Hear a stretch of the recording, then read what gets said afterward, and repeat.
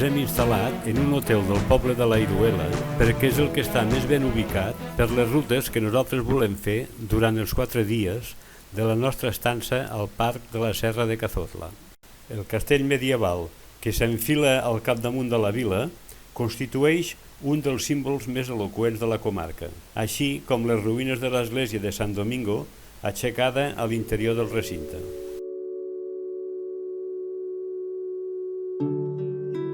Aquest matí visitarem la ciutat d'Úbeda, que si mai la visiteu, recomano començar la visita per l'Hospital de Santiago, que és el que està més allunyat del centre, i això et permet passejar pels seus ben cuidats carrers i que finalitzis la visita al centre històric amb els seus imponents monuments.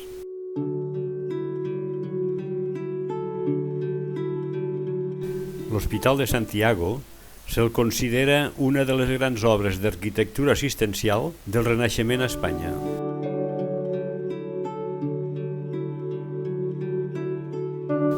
Els primers assentaments que van existir a la regió es remunten a la prehistòria, a les cultures de l'edat de coure i de bronze, el tercer i segon mil·lenni abans de Crist.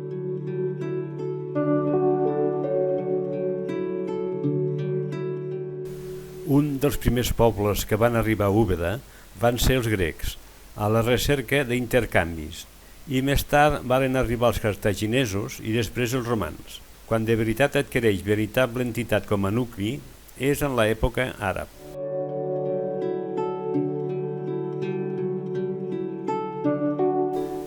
Dels anys 822 al 52 és Abderramant II el que va fer d'Úbeda una de les ciutats de major importància de l'Àndalus, a causa de la seva artesania, comerç i agricultura, i la va nomenar Medinat Uqbadat.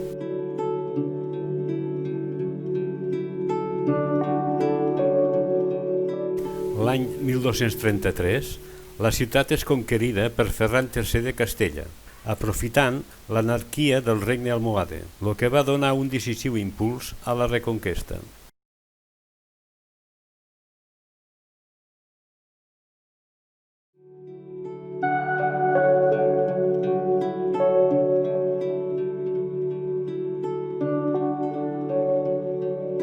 La societat estava fortament dividida en 3 estaments o classes, i aquests estaments eren els hijosdalcos o noblesa, el clergat i els petxeros.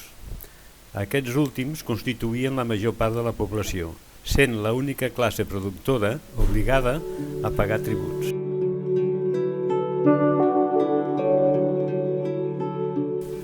L'economia estava en mans del clergat i de l'aristocràcia, que eren els propietaris de les finques agropecuàries i urbanes, acaparant també el poder municipal. No obstant això, en les últimes dècades del segle XVIII, Úbeda assisteix a un intent de recuperació econòmica, i amb la Guerra de la Independència, en la qual els francesos van romandre a la ciutat entre els anys 1810 i 1813, es van ocasionar grans prejudicis econòmics.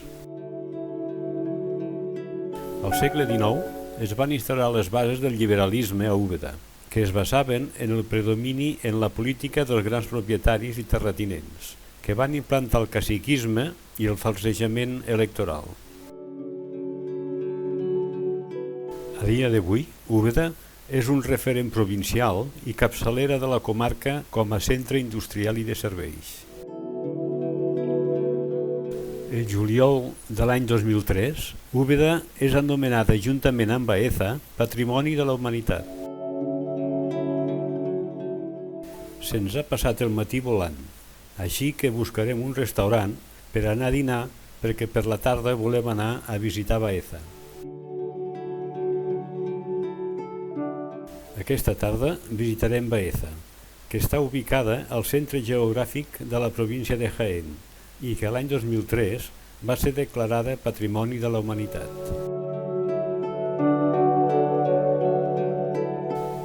Visitar Baeza és traslladar-se segles enrere en la història d'aquest país, per la quantitat de palaus, esglésies, places i monuments que trobes al passejar pels seus carrers.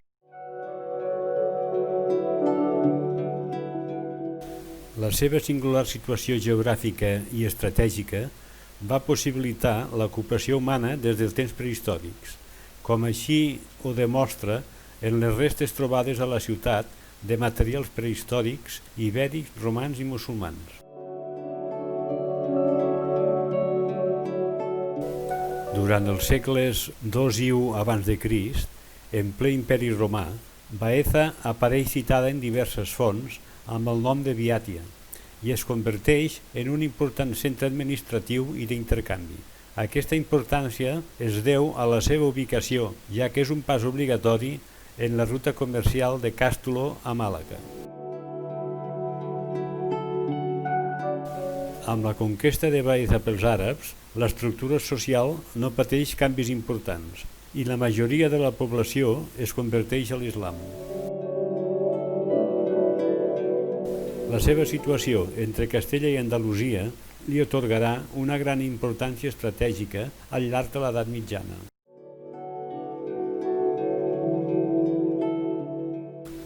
Els reis cristians la conqueriran i la perdran en diverses ocasions i no serà recuperada definitivament fins al 1227 per Fernando III i la manté com a punt estratègic per la reconquesta de l'Àndalus.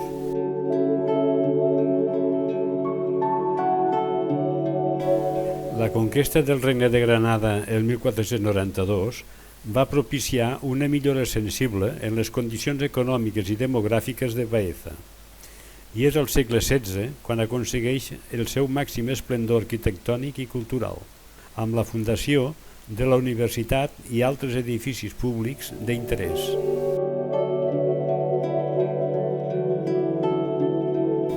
Però serà a partir del segle XVII quan s'inicia un lent i llarg declivi amb l'arribada al tro dels Borbons.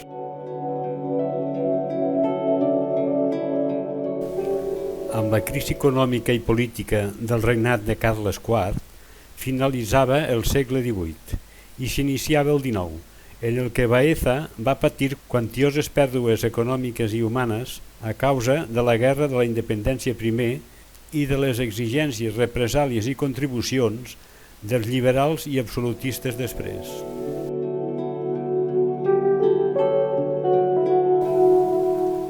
A principis del segle XX es van consolidant les tendències polítiques obreristes, però la Guerra Civil ho va acabar tot, especialment les idees anarcosindicalistes i socialistes, i la situació de la pagesia es va anar agreujant i va contribuir en bona part la decadència demogràfica dels anys 40, però amb l'arribada de la democràcia es marca un punt d'inflexió i sorgeix un important desenvolupament urbanístic, sent el principal motor l'agricultura i principalment el cultiu de les oliveres. Dels anys 1912 al 1919, el gran poeta Antonio Machado va donar classes de gramàtica francesa a l'Institut de Baeza i aquí també va conèixer el poeta Federico García Lorca. Se'ns ha fet l'hora de tornar cap a l'hotel, així que aquí a Baeza posem fi al primer vídeo i demà començarem la visita al Parc de la Serra de Cazorla.